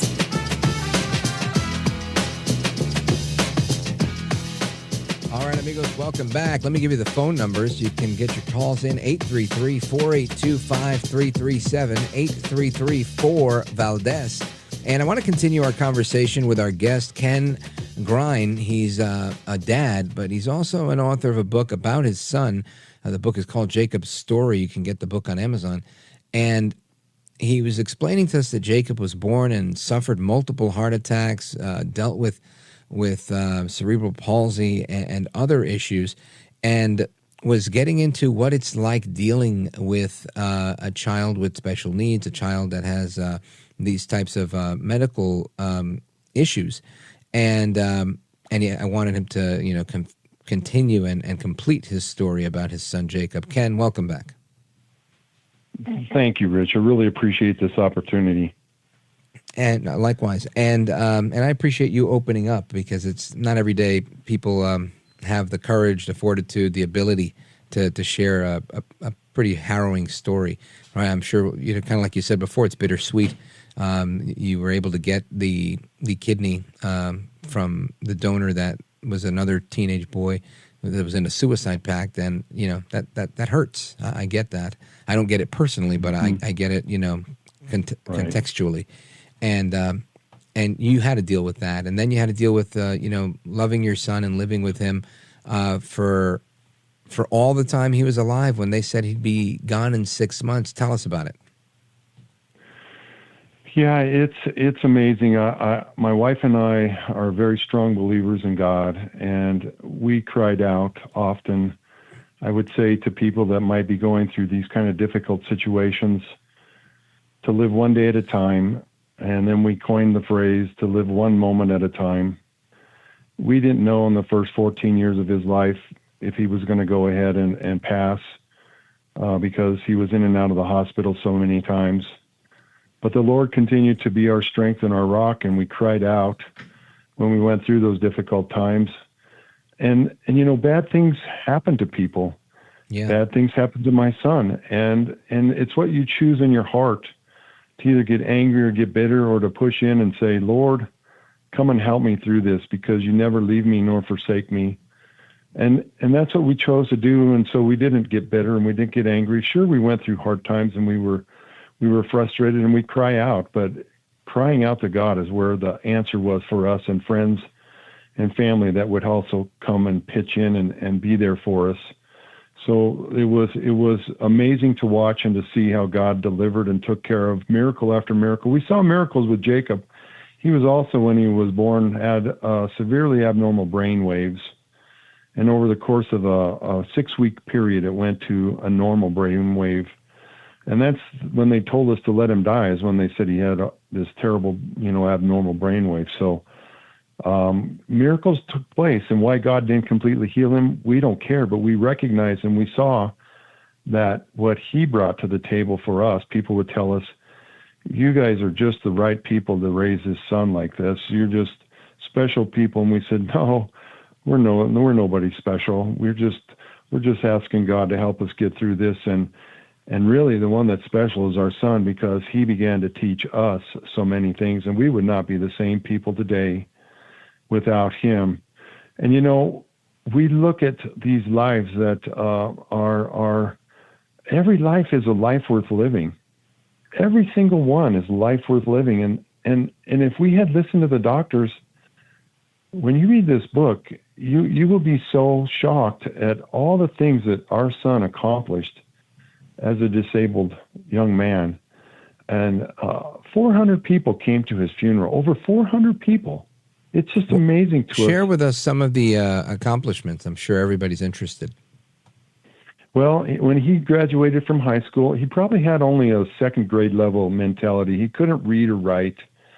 When he graduated from high school, his high school teacher, she went ahead and was working with Goodwill Industries to get him into a work-related situation because he couldn't go out and get a job. So he learned how to ride the assessor ride bus to work, and he began to go ahead and work at Goodwill, and he worked there from 2004, I believe it was, or 2002 till he died in 2019. But in 2010, he was given the Inspiration of Work Award, a prestigious award for employees at Goodwill. They honored him at a banquet. Over 800 people were there. There was other people that won some awards also, but he got up. They did a video movie of him, of what he did at Goodwill and what he was like at home.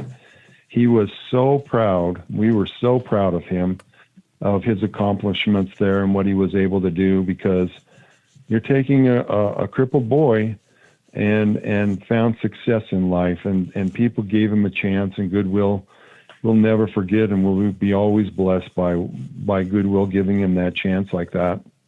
They gave him a chance, but what I find remarkable is that God gave him a chance, and you gave him a chance. They said in 6 months he won't be around, and he lived for 37 years. Is that right? 37, yeah. In fact, I'll tell you this. If anything that we did as a family, he did with us. And so you think about it, we took him snow skiing. He sat on a sit ski and went snow skiing with us. We took him in behind the boat, tubing. He was nervous, okay, but he did it. I bet. We took him on hikes up into the mountain. Yeah, absolutely, right. We took him on hikes into the mountains. He loved to swim, so we'd go to swimming pools, and he didn't really know how to swim, but he loved to be in the water, and it helped him actually to be able to walk, and he was buoyant, so he kind of like had his freedom where he could do stuff that way. We did all kinds of different things with him as a family over and over, and he was never left out. We would never leave him out. And our kids to this day talk about the difference that he made in their lives, because he was our oldest, and we ended up having 4 children, and they all experienced his love and his kindness to them and support. All of them were in sports. He was their biggest cheerleader out there on the field. He'd run out onto the field or the basketball court or softball field to greet them after the game, hollering, screaming all the way out to them, and then embrace them with big hugs. The heart of this young man, it was amazing for us to watch, and he taught us how to enjoy life and to be happy. It talks about in the scriptures to count it all joy when we go through difficult times and trials. We learned what that meant. He taught us what that meant, because he was in lots of pain, had lots of issues, and yet he was a happy, happy young man, and taught us that blessing of what that means. And we're we're learning that to count it all joy. And we'd say, he's crippled, and look at how happy he is. This bad grade at school, or I lost a contract on a job, is nothing compared to what he was going through. Yeah, let me tell you, it's hard to have a bad day and stay in that mindset after you hear a story like this. Really puts life into perspective and really, shows you where the value is in life. And I thank you for having the courage and the foresight to put it down on paper and write a book about it. Amigos, the book is called Jacob's Story. It's by Ken Grein. You can get, that's Grein. You can get a copy of the book at Amazon.com, Jacob's Story. And Ken, let everybody know if there's a particular website you'd like them to go to get a copy of the book or to learn more about Jacob. Yeah, right now it's on Amazon is where we're selling it at. It goes live on September 1st. You can they pre-order now? Time. They can only pre-order Kindle. Amazon doesn't allow you to order softback or hardback. So it'll be there. And then we're on Facebook. Facebook is Jacob's Story. Jacob's Story, the book. And then Kenneth Grein or Mary Sue Grein, we're on there. YouTube, you can go to Jacob Grein Story on YouTube. And then we have a website that you can go, and we got blogs on there and a little bit of history of his life. And that's JacobALifeWorthLiving.com. JacobALifeWorthLiving.com. We're also on Instagram, TikTok, but this is enough for now. People can go onto those and they'll be able to start finding it out. Well, Ken Grein, thank you. Jacob sounds like an amazing kid, and likely because he came from some amazing parents. I want to thank you again for being with us, and good luck with the book. Godspeed to your family. Thank you, brother. We appreciate it very much for letting us be on today. Amen. And amigos, we come back with your thoughts, your calls, your reactions, and so much more straight ahead. Plus, we've got a couple of clips of Ghislaine Maxwell. She's come clean with the Deputy Attorney General Todd Blanche. We got some audio on that as well. We'll play that for you coming back, and don't go anywhere. This is America at Night with Rich Valdes. Call now, 833-4-VALDES. That's 833-482-5337. 833-4-VALDES. That's Valdes with an S.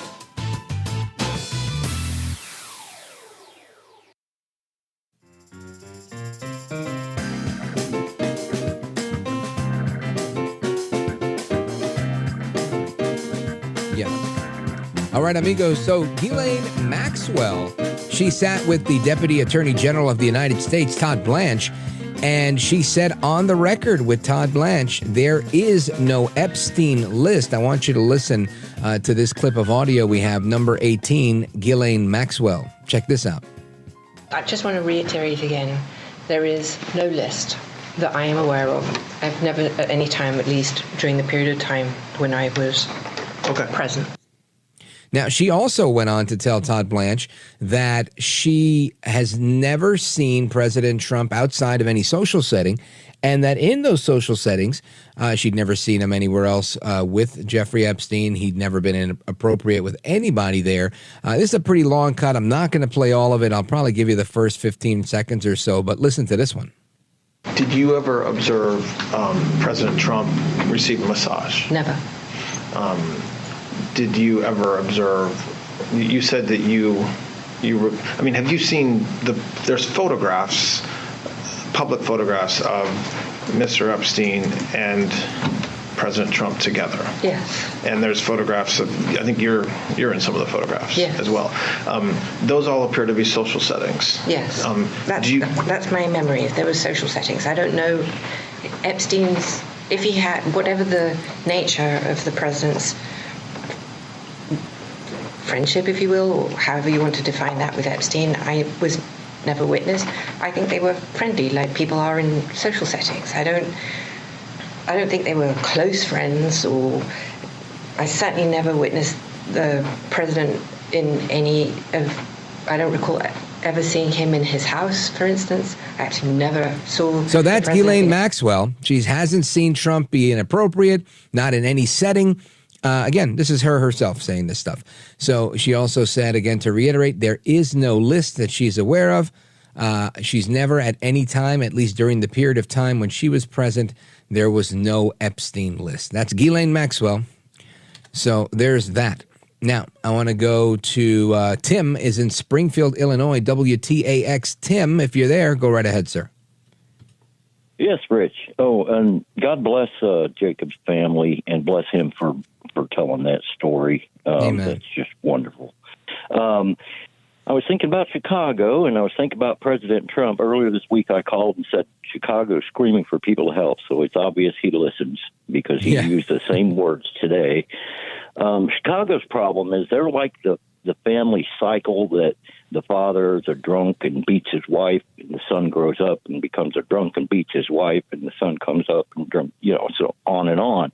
And I think what's happening now and going to happen, I'm praying to God, is that it's going to be breaking that cycle by bringing the National Guard in, showing people what it's like to be able to walk down the street again. Yeah, and you're right. You have to break the cycle. I mean, it's just, I was born in Chicago at Loretta Hospital. I've been here 66 years. Wow.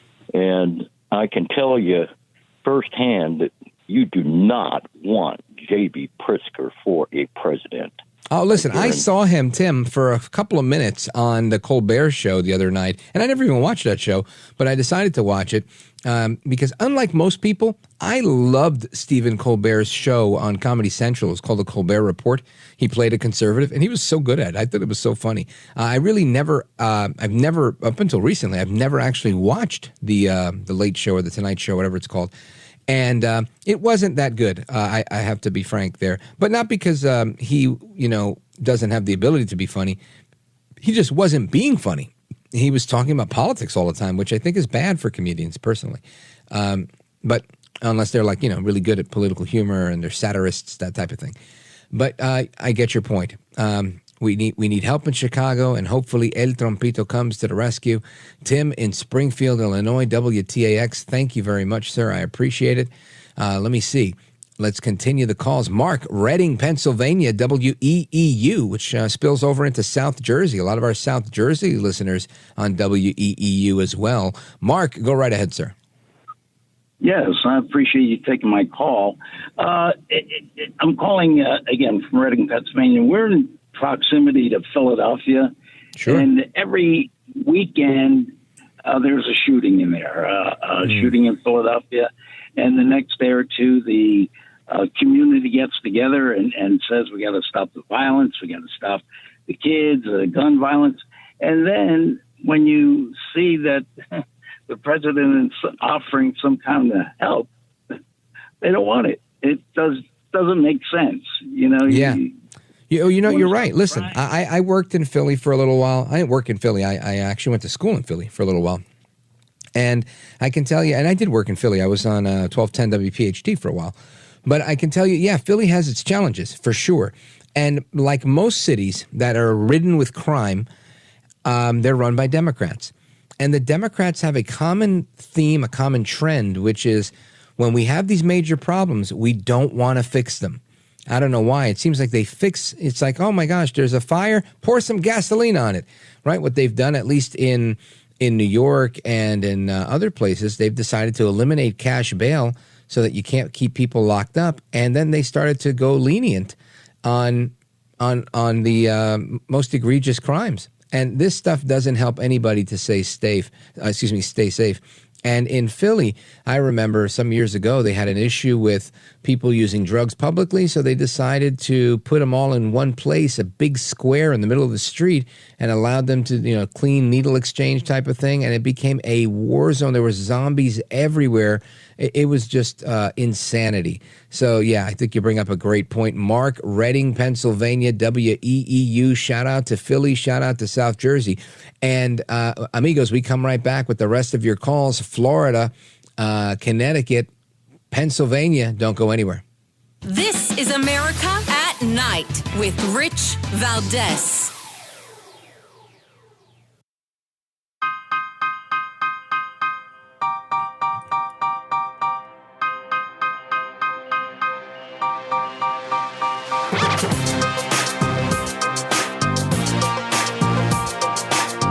All right, here we go. Let's go back to the phones. Pat is calling us from Lancaster, Pennsylvania, WEEU, on fire tonight in that area. Pat, go right ahead quickly. Speed round.